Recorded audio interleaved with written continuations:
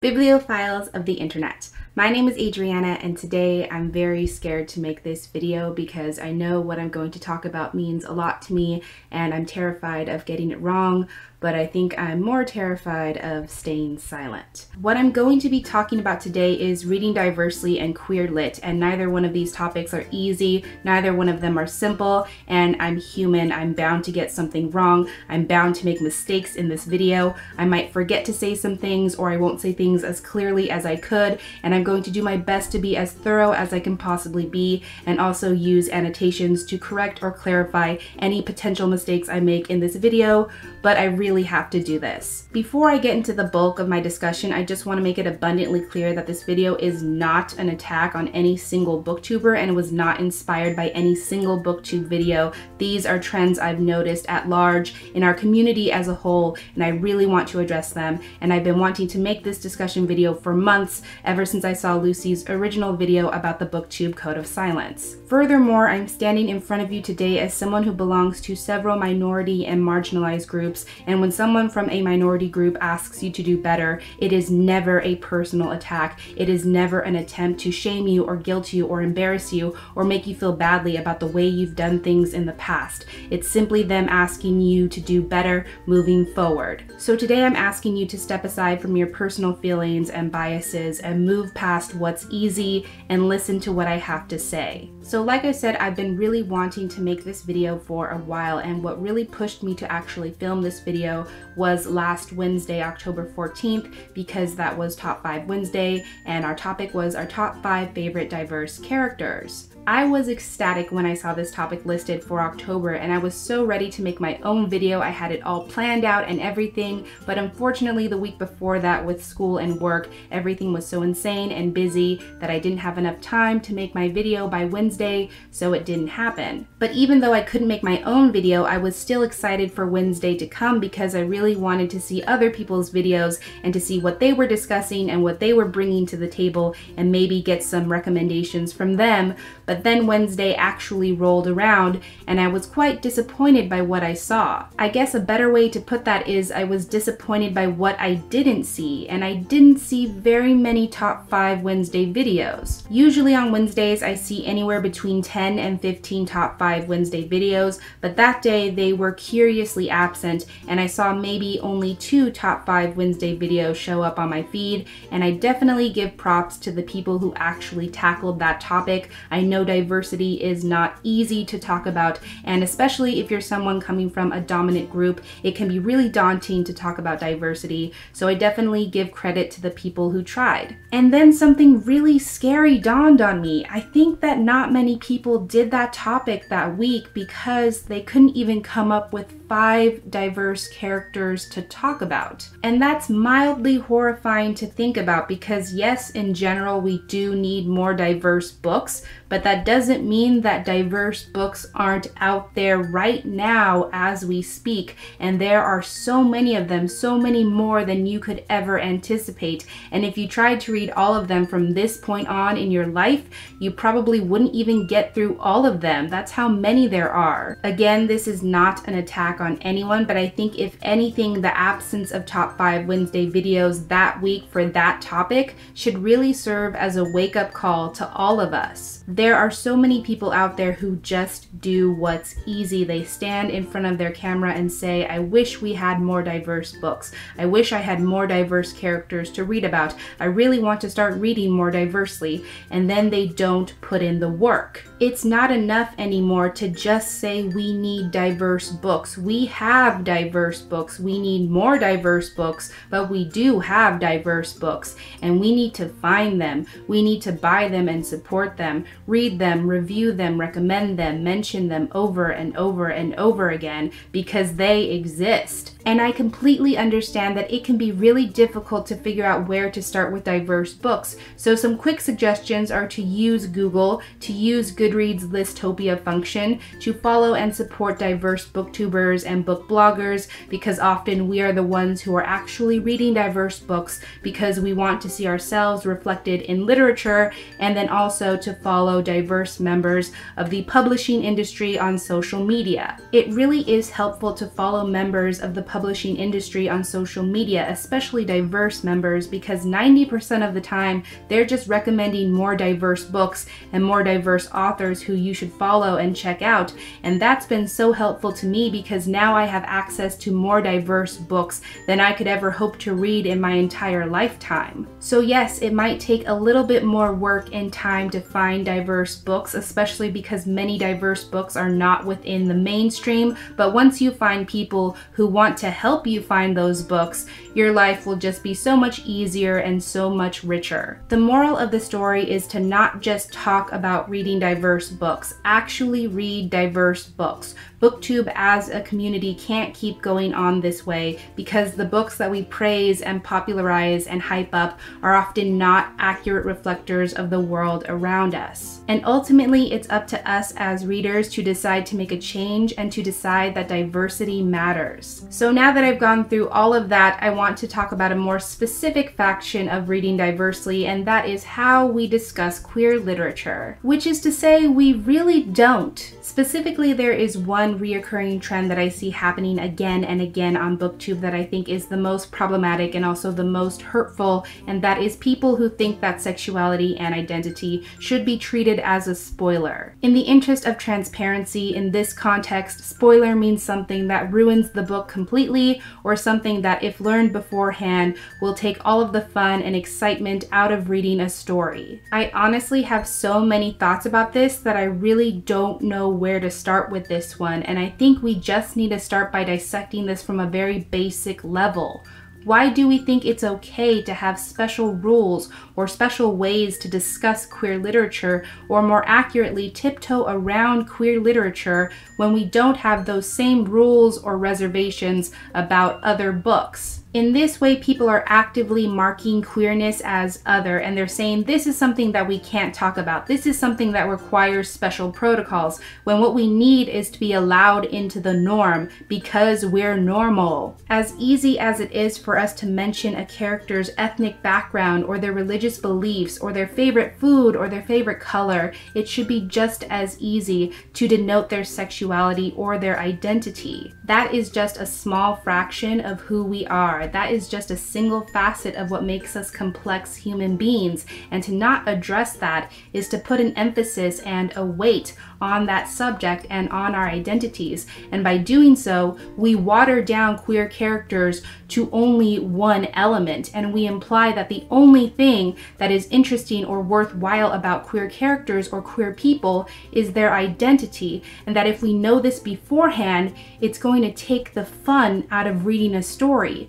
And that's simply not true. By not denoting a character's sexuality or identity, or not mentioning when a book is queer literature, we are actively closeting those characters and those books and cutting them off from reaching the people who need to read them the most. And by failing to mention a character's sexuality or identity, we're just further promoting closet culture, which dictates that people in the queer community have to come out, and it has to be a big reveal, and we have to sit down our friends and family or send out a post on social media that says, hey, I'm not as straight or I'm not as cis as you thought I was. The perpetuation of closet culture, the mentality that dictates that we need special protocols to discuss queer literature and queer characters, and this idea that sexuality and identity can and should be treated as spoilers are all predicated on this false social belief that everyone is heterosexual and cisgendered until proven otherwise. This mentality is harmful, this mentality is outdated, and we can't afford to think like this anymore. We have to learn to set aside our biases and our expectations and to not inflict those on the characters that we read about, because we can't just assume that everyone is heterosexual and cisgendered. That's just not true. I say we because I'm not exempt from this conversation. You may think that because I'm part of this community I'm discussing, or because I'm making this video, that I am the authority and that I never make mistakes. I make mistakes all the time. time. This is not an easy thing to combat. I myself make this mistake all the time. I recently made this mistake with Sword Point by Ellen Kushner, which I was reading for class, and I falsely assumed that the main characters were straight, but then two men had sex, and I was like, what? What's happening? So yes, I messed up, and I mistakenly brought those heteronormative expectations with me into that book when I started reading it, and that wasn't fair of me. That wasn't right. And I would say that's bound to happen to all of us pretty much every single time we pick up a book, because our society is so deeply steeped in heteronormative imagery and media and ideals that we can't even see it anymore. So it isn't our fault, but we can make an effort to try and change it and to push back against that instinct. So for once, I'm asking you to put aside your personal feelings and to put aside what makes you uncomfortable and what's easiest for you, and to put the needs of the community in front of your own. Think about all the people who are giving up hope because they have not yet seen themselves reflected in any kind of media. Think about all the youth out there who are dying because they don't have a story to relate to, because they don't feel valid and real. These are the people, these are the concerns that we have, and we need this to change. If for some reason you still think that sexuality and identity is a spoiler, then let's run through the double standards. Why does queer romance offend so many people to the point where it's okay that in a majority of YA contemporary romances, everyone knows who the endgame couple is before the story even starts, and that's okay and that's not a spoiler? But if we know that two queer people are engaging in a romance, the entire story is ruined. Why is that? Let's run through a couple of examples of this gross double standard. How about Lola and the Boy Next Door by Stephanie Perkins? How many times have I mentioned this book on my channel? How many times have I said how cute Lola and Cricket are together? How many times have I said how much I love Cricket and how he's one of my book boyfriends, and that denotes him as the romantic lead? And yet none of y'all have come into my comments and started yelling at me about how that's a spoiler and how you don't want to read the book anymore. Isn't that weird? How about Pride and Prejudice by Jane Austen? Again, how many times have I mentioned this book on my channel and talked about how I love Elizabeth and Mr. Darcy together so much, and again, none of y'all come at me and tell me that I've ruined the story for you and that you will no longer be reading this book. What about Eleanor and Park by Rainbow Rowell? The ship is in the name. Why is it okay that before we even start the book, we know that Eleanor and Park are going to become romantically involved at some point, and that's okay with us? We still want to read the book. That doesn't make us turn away from the story. Why is that okay? What about one of my favorite series, The Princess Diaries by Meg Cabot? I've lost track of how many times I've talked about Mia and Michael Moskowitz, and again, none of you come running to the comments to tell me that you're no longer going to read this series, because all of these couples fit into what you expect. They fit into your heteronormative expectations, and therefore it's not a spoiler. But if I tell you that Aristotle and Dante has a queer relationship, people lose their minds. Even though this book has several awards on the cover specifically for being an LGBT or queer book. Like, it's pretty obvious. There's a very important concept here that I think we all need to revisit and understand. Love is the cliche. Love stories are all unique and different from one another. There will be plenty of times when you start a book and you know from the very beginning that two characters are going to end up together, but that doesn't stop you from reading because you don't know how that's going to happen. You don't know how these characters are going to meet. You don't know the conversations they're going to have. You don't know how they're going to interact with each other or what the nature of their relationship is or their dynamic as a couple. You don't know how they're going to interact with the world around them. You don't know what's going to happen to them. There are so many unknown factors that still make that story interesting and worthwhile. The same is true for queer romances and queer relationships. Again, let's have another example. Let's try to be relevant. Let's talk about Rainbow Rowell's latest release, Carry On. We know going into this story that Simon and Baz are both gay. Is that gonna stop us from reading this book?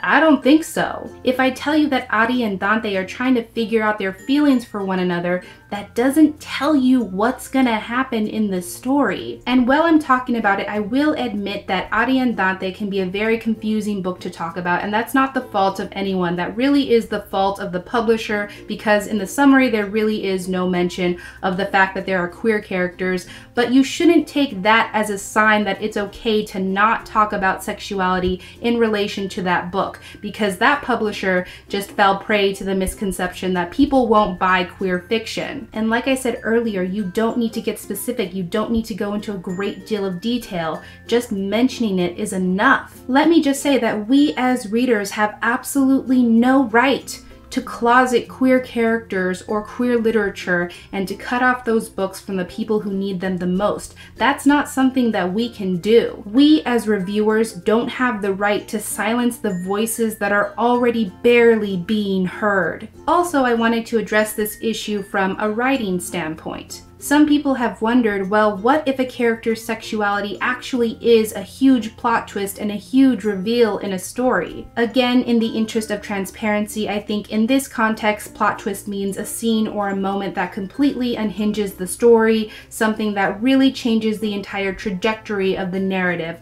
a moment that really colors or very strongly affects the outcome, thematical resonances, and meaning of a story. Going off that definition, and in that case, I think that's just poor writing on the author's part. If the effect, the point, the resonance, or the meaning of a story so strongly depends on a character's sexuality flipping on a dime, that is simply not good queer fiction. Those are not the types of queer books that we should be recommending to other people. In fact, I think that actively hiding a character's sexuality until a pivotal moment in the story just kind of defeats the purpose of having a queer character altogether. I mean, all you have to do to realize how ridiculous that sounds is to change the context. What if I wrote a story and I made you believe the entire time that the main character was white, but then I revealed at the climax of the story in this very dramatic way that this character is actually Hispanic?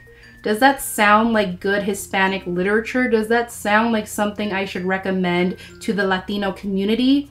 I don't think so. But with all of that said, what I really want to emphasize is I know that all of this can be very daunting. I know it can be really difficult to talk about diversity and about queer characters and queer literature, and I know that so many people out there are terrified of getting it wrong, but really that's not an excuse anymore. I really want to emphasize that if you ever have a question about how to discuss diverse books or queer characters, please ask someone, ask a member of the queer community, ask a queer booktuber or a book blogger. We care. We want to help make the conversation better. We want to answer your questions. I really hope she doesn't mind me mentioning this, but like Sam from Novels and Nonsense recently messaged me on Twitter because she was going to review a Robin Hobb book that had queer characters, and she was like, I don't know how to approach this. I don't know which terms are acceptable. Could you let me know and help me out? And I was so happy that she asked me that, because she said, I don't know how to do this, but I want to do better and I want to learn. And that's really the crux of all of this. We're all trying to learn. We're all trying to do better, myself included. So let's help one another. Let's support each other. Let's change this conversation and just do better. It's never just a book. It's never just a character. It's never just a video or a blog post or a book review. This is important. We need to widen our perspective and do better. I'm sure this was a very long video, so thank you for sticking through it with me, and I would love to hear from you, and I would love to hear your thoughts on anything that I talked about in this video in the comments down below. But that is pretty much everything I had for this discussion video today. Thank you so much for watching. I really hope that you enjoyed it, and I will catch you on the flip side of the page. Bye.